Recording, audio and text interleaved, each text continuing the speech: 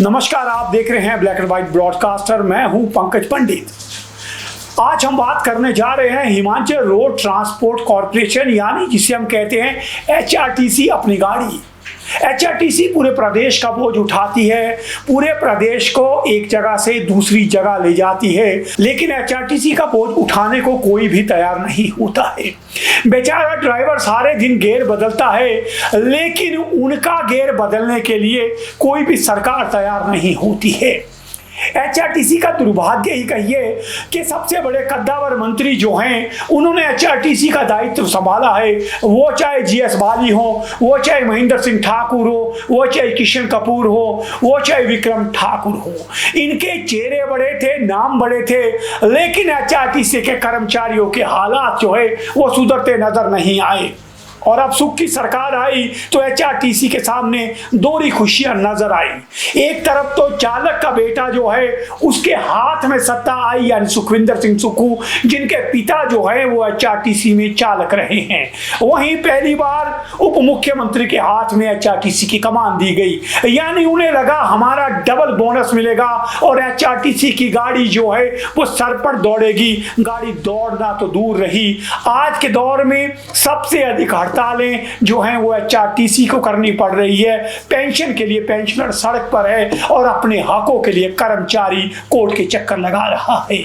ऐसे ही एक मामले में कोर्ट ने प्रदेश सरकार को कड़ी फटकार लगाई है और चीफ सेक्रेटरी से एफिडेविट मांगा है। यदि सरकार ये एफिडेविट नहीं देती है तो उस पर 50,000 रुपए की कॉस्ट लगाने के निर्देश भी हाई कोर्ट ने दिए हैं।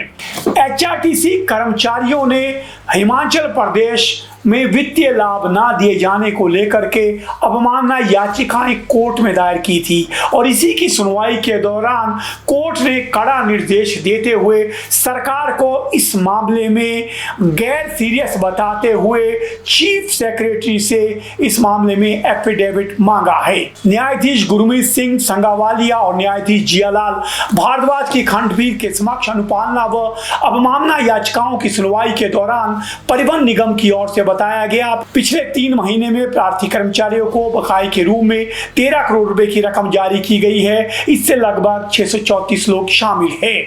400 स्थायी कर्मचारियों को 21 का भुगतान किया गया है, जो कुल लाभार्थियों का 70% है। राज्य से यह भी अनुरोध किया गया है कि 50 करोड़ रुपए की एक मुश्त राशि प्रदान करे या इसके विकल्प के तौर पर हर महीने 2 या 3 करोड़ रुपए की राशि जो है वो कर्मचारियों को दी जाए। कोर्ट में सरकार की ओर से यह भी बताया गया है कि सरकार से 100 करोड़ रुपए एक मुश्त मांगे गए हैं ताकि कर्मचारियों के देय भत्तों का भुगतान किया जा सके। अब देखते हैं कि सरकार इस पूरे मामले पे क्या कदम उठाती है।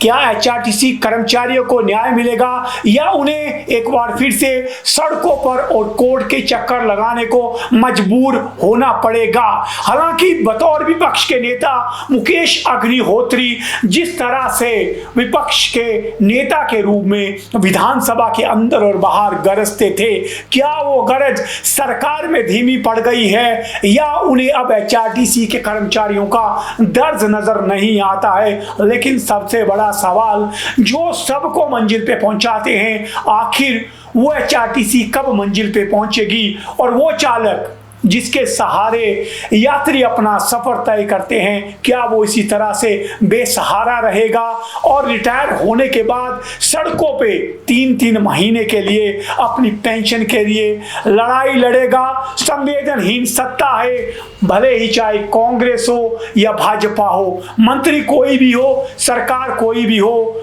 इस तरह से एचआरटीसी के हालात बद से बदतर होते जा रहे हैं। लेकिन हर तरफ आश्वासन मिलता है और इस आश्वासन के साथ एक बार फिर से इनकी न्याय के लिए कोर्ट पे नजर है। अब देखते हैं चीफ सेक्रेटरी इस मामले में क्या जवाब दाखिल करते हैं और उसके बाद ही तय होगा कि एचआरटीसी का सफर क्या एक बार फिर से उसी तरह से हिचकोले खाता हुआ, कहीं पे ब्रेक डाउन होता हुआ और कहीं पे बिना सीट के ड्राइवर गाड़ी चलाता हुआ भविष्य होगा।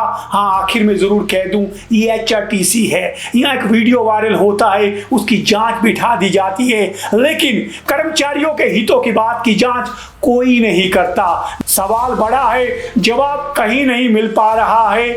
जरूर हमें न्यायालय की ओर देखना होगा और देखते हैं कि सरकार में सारे फैसले अगर न्यायालय से आने हैं तो क्या वाकई सरकार की जरूरत है या नहीं। जरूर आप भी इन चालकों की, इन परिचालकों को, जिनको हम कहते हैं ड्राइवर कंडक्टर, इनके दर्द से वाकिफ होंगे। इनके दर्द को आप भी ताकत दीजिए और इस सोई हुई व्यवस्था को जगाने में हमारा सहयोग कीजिए, क्योंकि आप देख रहे हैं ब्लैक एंड व्हाइट। जरूर कमेंट दें, अपनी राय दें, क्योंकि यही है जो हमारा हौसला बढ़ाता है और सत्ता और इन नेताओं को आंख दिखाता है। इसी के साथ अगली खबर के साथ फिर से मिलूंगा। मैं हूं पंकज पंडित।